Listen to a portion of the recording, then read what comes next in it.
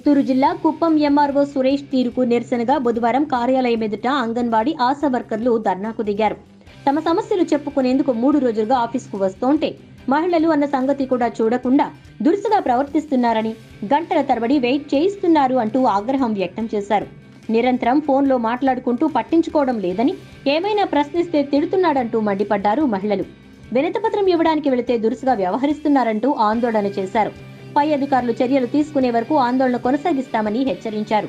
ప్రభుత్వంలో పనిచేస్తున్న మమ్మల్నే ఇలా వేధింపులకు గురిచేస్తుంటే సామాన్యుల పరిస్థితి ఏంటని ప్రశ్నిస్తున్నారు. ఇంకా 1 అవర్ తర్వాత వచ్చి కలవమని చెప్పారు. దీనికి ముందు కూడా ఒకసారి పోయినాము, పోతే బయట పండి మళ్ళీ రండి అన్నారు. ఈ రోజు కూడా అదే మాట అన్నారు, బయట పండి మళ్ళీ అర్ధగంట సేపు 1 అవర్ తర్వాత రండి అన్నారు.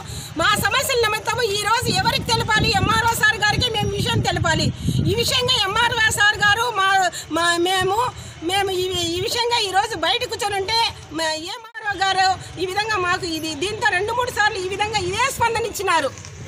దయచేసి ఈ ధోరణి మా ఎంఆర్ఓ సార్ గారిని మార్చుకోవాల్సిందిగా, ఎందుకంటే మేము సమస్యల నిమిత్తం వచ్చినాము. మేము కూడా ఈ రోజు పనిచేస్తూ ఉన్నాము.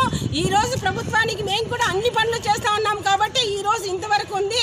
మేము కూడా మా సమస్యల నిమిత్తం వచ్చినాము కాబట్టి మా సమస్యలను గుర్తించి మమ్మల్ని కూడా మాట్లాడాల్సిందిగా ఎంఆర్ఓ సార్ గారిని కోరుకుంటున్నాము.